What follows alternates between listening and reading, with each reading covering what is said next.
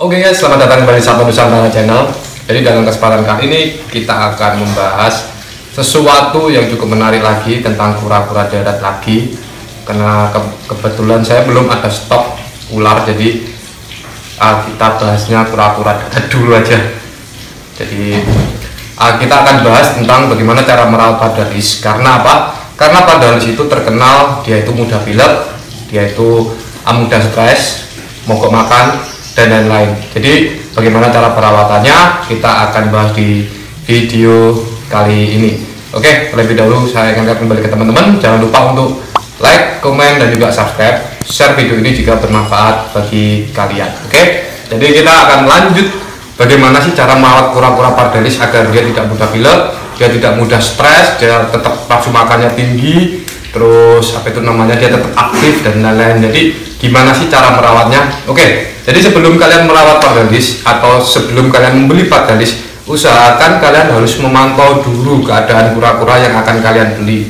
Itu yang utama. Jadi kalau kura-kura kalian sehat, intinya kita merawat pun kalau kita udah sesuai apa itu namanya, cara merawatnya itu kemungkinan besar ya aman gitu loh. Jadi intinya pastikan dulu kura-kura yang kalian beli itu dalam keadaan sehat, nafsu makannya tinggi, terus matanya itu tidak sayu, tidak merem terus dia aktif. Itu untuk ciri-ciri luarnya. Kalau ciri-ciri dalam mulai dari BS, kalian memang harus scan dulu agar kelihatan dia BS atau enggak. Tapi kalau ciri-ciri luarnya itu seperti itu teman-teman. Itu pertama, kalian harus cari tahu dahulu. Kalau mau membeli itu pastikan dahulu kura-kura dalam keadaan sehat. Lalu yang kedua, cara merawatnya ini teman-teman. Jadi cara merawatnya itu sebenarnya tidak jauh beda dengan kura-kura jenis lainnya atau kura-kura darat jenis lainnya. Kita perlu turtle table, kita perlu lampu, kita perlu apa itu namanya, butter dish dan lain-lain lah. Intinya kurang lebihnya kalau untuk setup kandangnya itu kurang lebihnya itu sama. Ataupun lampu seperti ini, semua jenis kura-kura darat itu perlu. Walaupun dia tropis, dia juga tetap perlu lampu untuk di kandangnya, itu wajib perlu.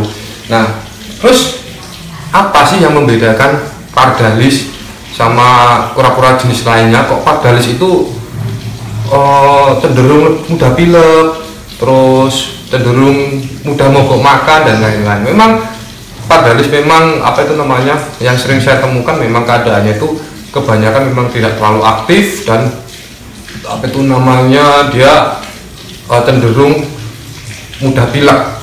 Nah, tapi tenang, ada cara mengatasinya. Ini kita cara mengatasi tanpa obat-obatan ya teman-teman, tentang cara merawatnya aja agar dia tetap aktif dan lain-lain.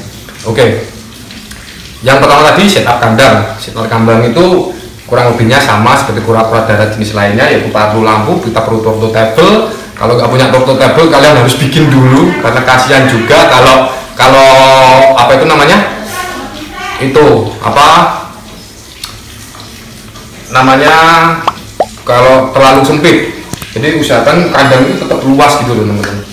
Jadi seperti itu untuk kandangnya.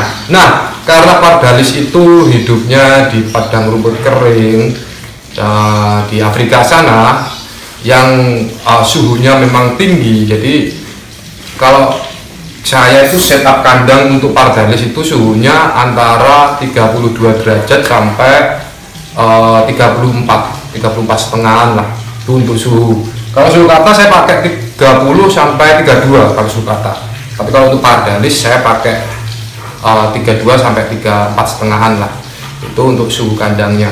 Lalu untuk di kandang usahakan kalau beda dengan sulcata yang kita tidak memerlukan wadah air atau water dish di kandangnya. Pardalis itu terkenal suka minum teman-teman. Jadi kita harus wajib menyediakan water dish di kandangnya karena dia akan sering berendam dan juga minum. Jadi seperti itu untuk setup kandangnya. Nah, terus lalu untuk penanganan atau perawatannya selain setup kandang itu apa? Jadi gini, pertama-tama kali saya dulu beli Pardalis itu saya samaratakan seperti hanya sulcata. Saya rendamnya pagi, terus saya jemur di pagi hari itu.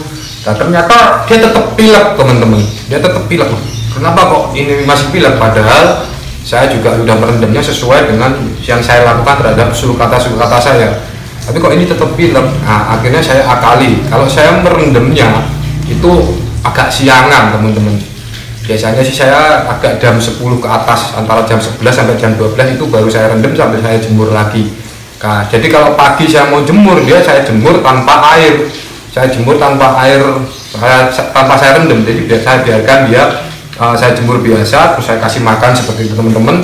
Jadi dia makan sambil kita jemur makan. Setelah itu kalau selesai makan mereka semua itu biasanya itu cuma saya semprot pakai spray seperti itu agar kelembapannya tetap dapat dan juga dia tetap kena sinar matahari juga.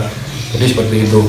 Lalu jam 11 baru saya rendam pakai air dan saya jemur lagi. Itu untuk saya merendamnya. Kalau untuk kura-kura jenis Pardalis, jadi beda dengan sulcata, cukup saya pagi rendam jemur, setelah itu beres saya masukkan kandang, lampu nyala, udah beres. Kalau Pardalis tidak teman-teman, jadi pagi sekalian saya jemur sulcata, saya jemur juga Pardalis tapi tanpa air.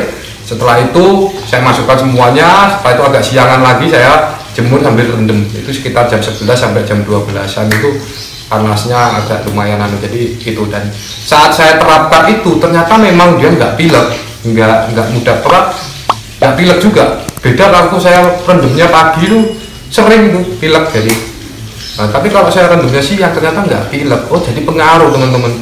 Kalau saya rendamnya pagi ternyata dia malah pilek gitu loh.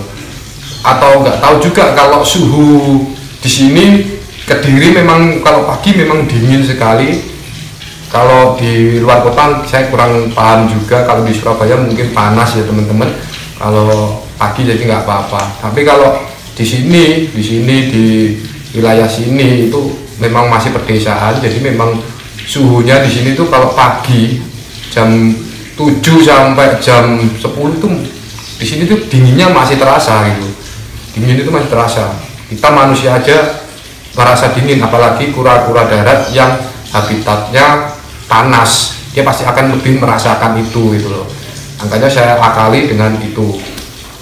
Jadi kalau kalian merawatnya ya kalian lihat dulu di suhu di daerah kalian itu seperti apa. Kalau pagi memang masih dingin, usahakan kalau rendem ya agak siangan, jangan pagi, kasihan dia, pasti dia akan pilek gitu teman-teman. Terus pola makan.